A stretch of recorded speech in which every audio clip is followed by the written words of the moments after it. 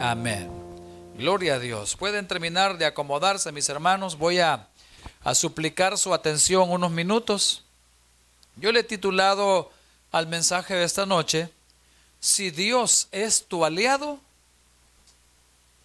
no hay de qué preocuparse. Ese es el título, creo que lo está viendo ahí, ¿verdad? Si Dios es tu aliado, no hay por qué temer, no hay por qué preocuparse. La palabra aliado, hermanos, de allí es se deriva de la palabra alianza, tratado, convenio, acuerdo. Viene siendo prácticamente lo mismo. Y para ser victoriosos, hermanos, le voy a poner un ejemplo secular. Hay empresas que hacen alianzas estratégicas. ¿Alguien ha escuchado eso alguna vez? De alianzas estratégicas. Pastor Goldberg, ¿se acuerda de alguna ahorita? No, lo agarré en curva y peligrosa. Le voy a dar yo un ejemplo. Por ejemplo, hay empresas gigantes de electrodomésticos que para incrementar sus ventas, cuando sacan la publicidad en alguna parte del anuncio le ponen: por su compra le vamos a regalar 6 piezas del pollo más famoso. ¿Ah? ¿Sí? ¿Verdad?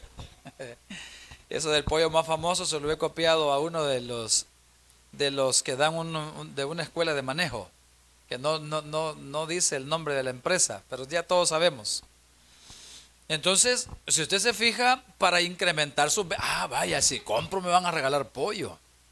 Entonces, la gente va y compra. Entonces son alianzas estratégicas. ¿Para qué? Para de esa manera poder ganar las dos partes, las dos empresas. Porque vende el que vende electrodomésticos, pero el que vende pollo también vende. Que se lo pagan quizás a un precio menor, pero está vendiendo, porque se han aliado bien.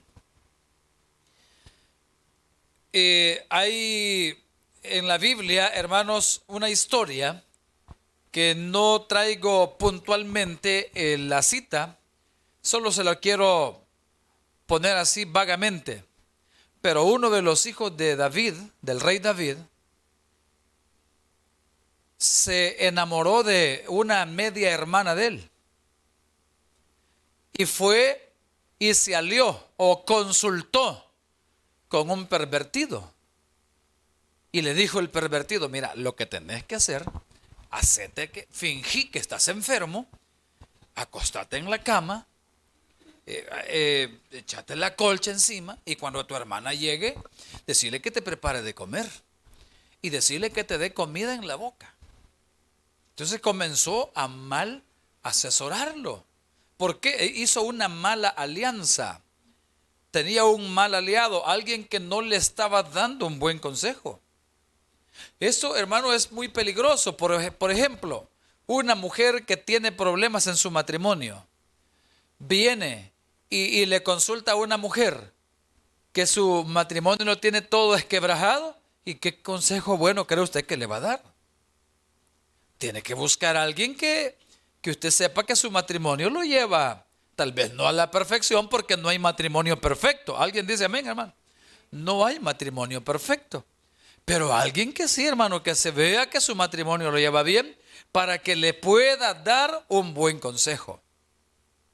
Entonces, le estoy diciendo esto a manera de introducción, para que usted, hermano, me tome la idea de lo que quiero explicarle en esta noche. Y el título del mensaje se llama: si Dios es tu aliado, no hay por qué temer.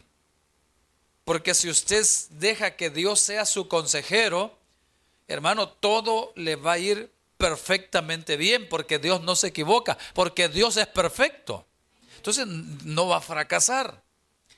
Y por eso tomé esta historia en el libro de Segundo de Reyes, capítulo 6, versículo 8, donde narra ahí la palabra del Señor. Y comencemos desde el versículo número 8. Tenía el rey de Siria guerra contra Israel. Estaban empleitados. Bueno, Israel, ya lo hemos dicho, toda su vida ha estado en problemado. Hasta hoy no terminan de pagar el precio que ellos juntamente con los romanos mataron al Mesías, a nuestro Señor y Salvador Jesucristo. Y hasta hoy tienen millones de enemigos a nivel mundial. En esta ocasión tenían una guerra, los sirios contra el pueblo de Israel. Y el rey de Siria se puso a preguntarle a su gente, a sus líderes, y comenzó a decirle lo siguiente, les dijo, en tal y en tal lugar. Nótese que no les dijo el nombre, quizás les hablaba en clave. En tal y en tal lugar estará mi campamento, o nuestro campamento, de donde ellos iban a tener sus bases para atacar a Israel. O sea, en pocas palabras, lugares estratégicos donde ellos podían fácilmente emboscar al pueblo de Israel. Pero había una peculiaridad muy maravillosa, y era que en medio del pueblo de Israel había un profeta. El sucesor de ¿quién, hermanos? De Elías.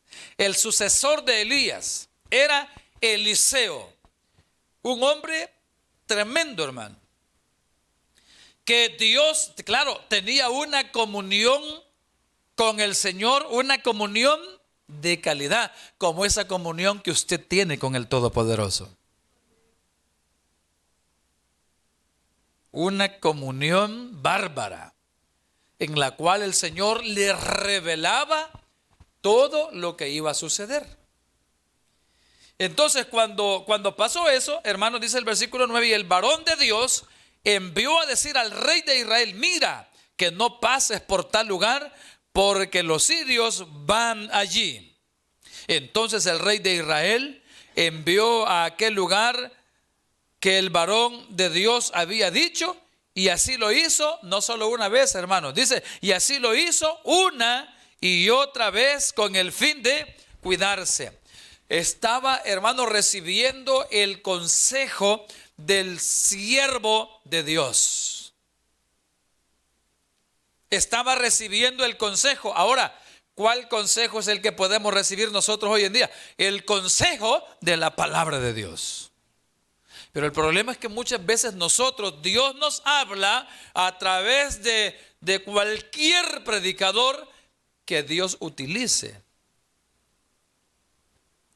Porque, hermano, todos aquellos que nos paramos detrás de un púlpito, no somos nada más ni nada menos que como la cuma, la pala, el asadón, el instrumento para Dios poder transmitir su mensaje a su pueblo. Dios habla a través de sus servidores. No voy a decir la palabra siervo, porque hay muchos que se le eleva el ego. El siervo de Dios. No, el servidor. Y el servidor es el que sirve. Dios puede hablar, pero el problema es que muchas veces nosotros no queremos recibir el mensaje de la palabra de Dios. Por un oído nos entra y por el otro oído se va de paso. Dicen de que así son los tenguereches, dicen, ¿verdad? Como que son huecos, o sea, no tienen nada, se van de paso ahí las palabras. Entonces, ese es el problema nuestro. Dios nos habla, pero no queremos hacer caso. Dios nos habla, pero estamos empecinados. Pero el rey de Israel, cuando escuchó el mensaje de Dios a través de su profeta, hermano, agarró el consejo. Y dice el versículo número 11, el versículo 10, entonces el rey de Israel envió a aquel lugar que el varón de Dios había dicho, y así lo hizo una y otra vez a fin de cuidarse. Y cuando pasó eso, hermano, el rey de Siria dijo, bueno, ¿y aquí qué es lo que está pasando? Nosotros estamos haciendo nuestras estrategias. Nosotros estamos poniendo nuestros campamentos secretamente. No, dijo, aquí hay infiltrados. Miren lo que dice el versículo número 11. Y el corazón del rey de Siria se turbó por esto. Y llamando a su siervo les dijo, ¿no me declararéis vosotros quién de los nuestros es del rey de Israel? No, es que aquí hay un soplón. Aquí hay alguien donde hay fuga de información. No me lo van a declarar, Pero ahí, hermano, mire qué testimonio más maravilloso está en el versículo 12. Entonces uno de los siervos le dijo: no, rey, señor mío, sino que el profeta Eliseo está en Israel, el cual declara al rey de Israel las palabras que tú hablas en tu cámara más secreta. Mire qué maravilloso eso. Dios conoce, hermano, todo aquello. Así es que, óigame, agarremos la parte nuestra. Dios conoce lo más íntimo de cada uno de nosotros. Dios conoce lo más secreto de cada uno de nosotros. De Dios no nos podemos escapar, hermano. Dios todo lo sabe. Tal vez usted apaga la luz, cierra la ventana, extiende las cortinas.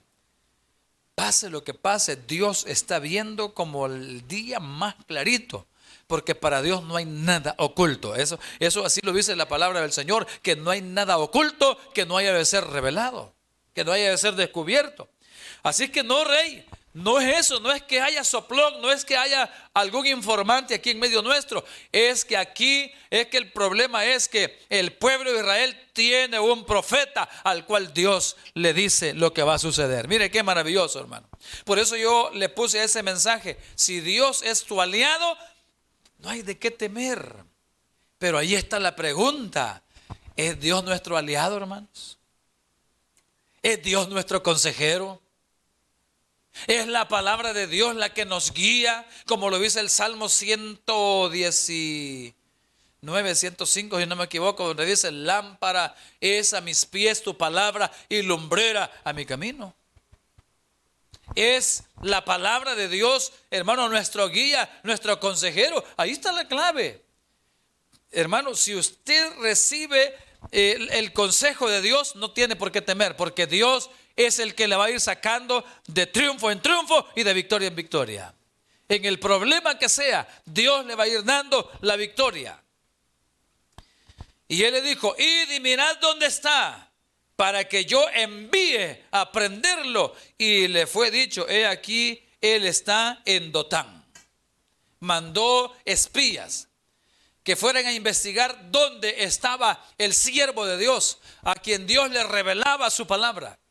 Y está en Dotán. Y dice el versículo 14: entonces envió el rey de Siria, allá gente de a caballo y carros y un gran ejército, los cuales vinieron de noche y sitiaron la ciudad. Rodeados, estaban rodeados. Hermanos amados, pero aquí el Señor nos va a demostrar algo maravilloso, lo cual usted y yo debemos de aprenderlo. Y dice en el versículo 15, Eliseo tenía un servidor, tenía un hombre de confianza, tenía su mano derecha. Y este hombre, dice el versículo 15, y se levantó de mañana y salió el que servía al varón de Dios. Y he aquí el ejército que tenía sitiada la ciudad con gente de a caballo y carros. Y entonces su criado le dijo, hermano, le fue a decir a Eliseo, se asustó cuando vio que estaban totalmente rodeados por el enemigo. Y fue y le dijo: ay, Señor mío, ¿y qué haremos en el momento de la aflicción? ¿Qué haremos? Hermano, ¿qué hacemos en el momento de la aflicción? Muchos lo primero que hacemos es, en una aflicción de enfermedad, lo primero que hacemos, correr al hospital. Eso es lo primero que hacemos. O buscar a alguien. No debería ser lo primero, hermanos, oiga esto, no debería ser lo primero que debemos de hacer nosotros, doblar nuestra rodilla y ponerle nuestra causa al Señor. Eso debería ser lo primero. Cuando nos dan un aviso de que un familiar ha fallecido, agarramos el carro y salimos a 110 kilómetros, 120 kilómetros por hora. Como que si con esa carrera fuéramos a revivir al muerto. Lo primero que deberíamos de hacer es darle gracias a Dios, porque Dios sabe lo que hace.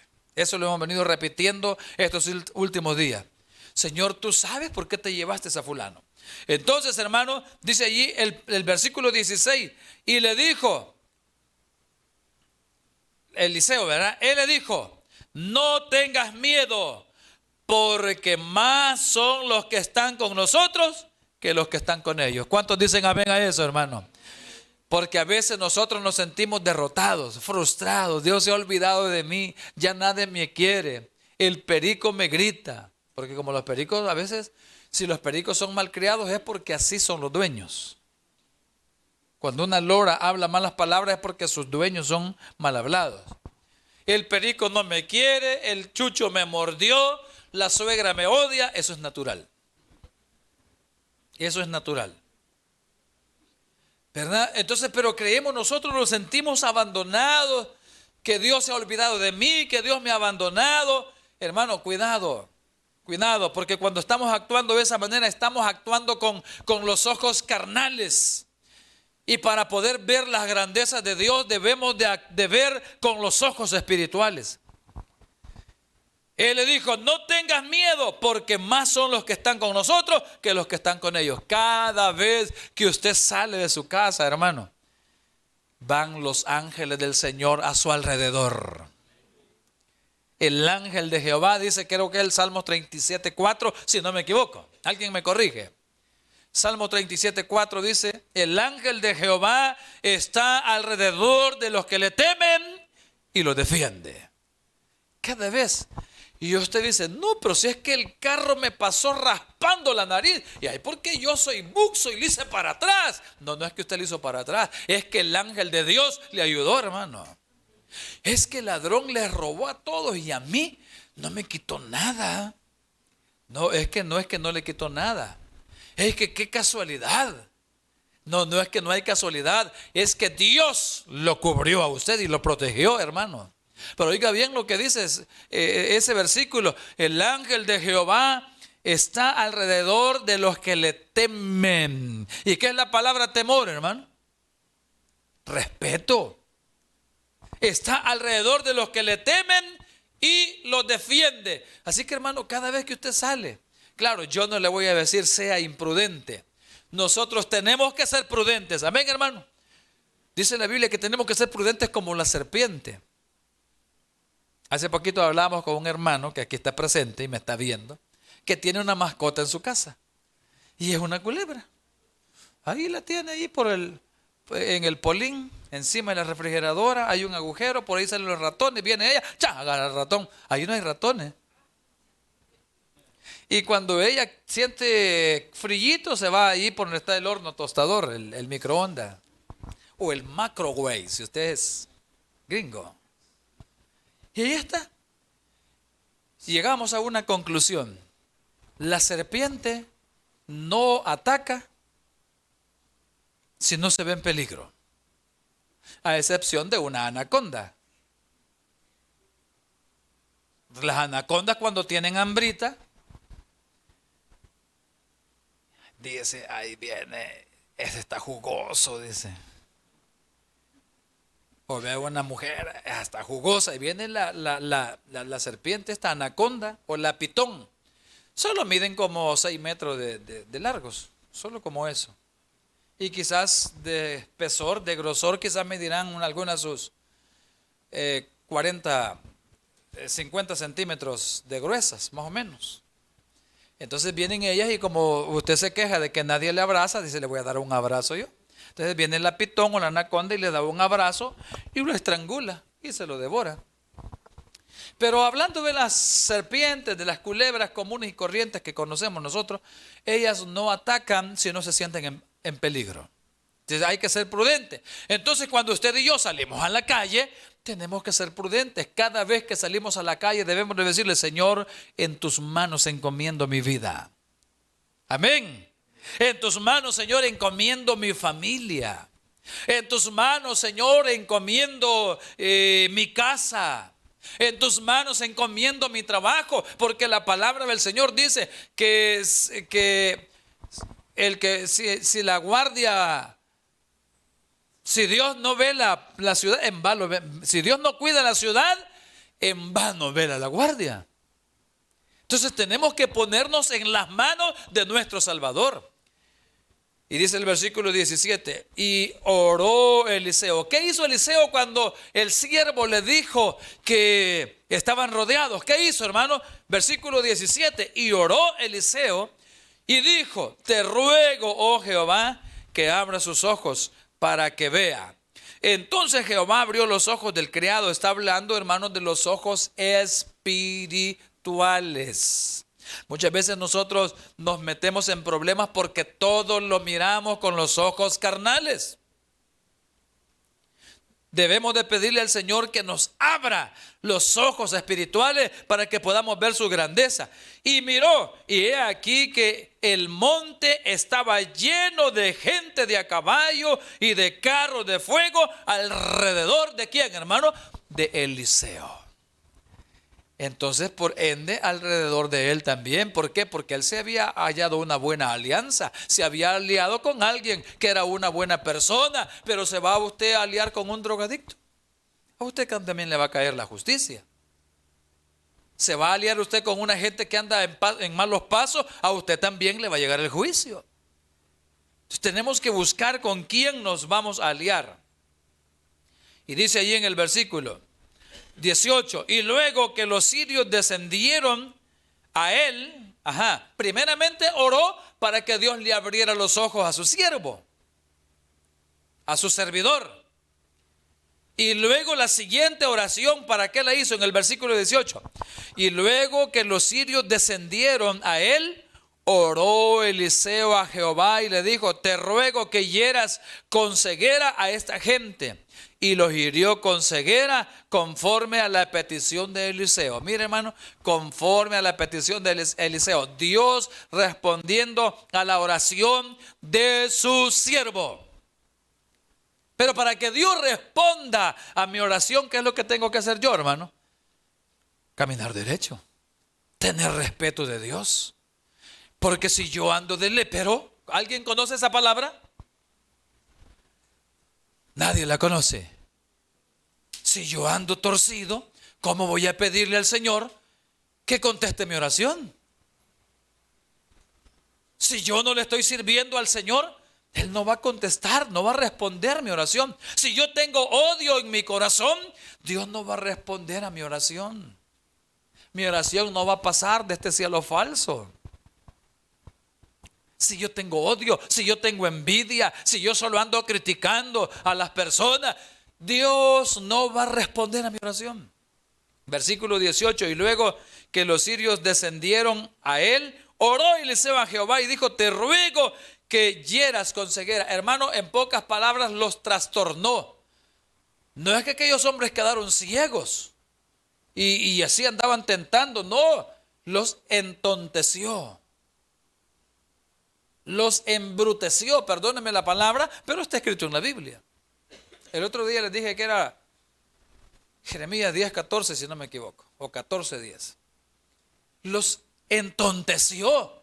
Y aquellos hermanos buscando a Eliseo y buscando porque él era la clave a quien querían agarrar. Y lo buscaban y pasaban a la par de él hasta que Eliseo les dijo, óiganme. Mire hasta dónde Dios los había entontecido a sus enemigos. Que les dijo Eliseo, oigan, no es este el camino que ustedes deben de seguir para encontrar al hombre que ustedes andan buscando. Vénganse, yo lo voy a llevar. Vaya, está bien, gracias, muy amable. Síganme, lo bueno, les dijo. Y se fueron detrás de Eliseo. ¿Y Eliseo dónde lo llevó? Donde el rey de Israel. En medio de la ciudad de Samaria. Eso es como para la época de la guerra. Eso es como que de repente un soldado le diga a los guerrilleros, vénganse, no hombre, los soldados están ahí, yo los voy a llevar a un lugar seguro. Y cuando vengan a despertar están ahí en caballería adentro. O viceversa. Así los había entontecido el Señor, hermano, a los sirios. Por causa de la oración de su siervo Eliseo. Y de repente le dijo Eliseo, Señor, oró nuevamente, le dijo, ábrele una vez más los ojos. Y cuando ellos volvieron en sí, se dieron cuenta que estaban en medio del pueblo enemigo. Allí los había llevado Eliseo. Y ni cuenta se daban que el que andaban buscando, él era el mismo que los había llevado de guía. Mire, qué terrible, hermano. Y vinieron a abrir sus ojos espirituales. No, sus ojos, ellos no tenían ojos espirituales porque no eran cristianos. No eran seguidores del Todopoderoso. Pero cuando llegaron, se vieron que estaban en medio del pueblo enemigo. Y le dijo el rey de Israel, le preguntó a Eliseo: ¿los matamos, señor mío? Le preguntó el rey al profeta. No, le dijo. No, no los mates. ¿Por qué vas a matar a alguien que tú has agarrado cautivo? No, le dijo, no los mates. Mejor denle agua y denle pan a todos, que coman. Y dice de que les dieron de comer, hermanos.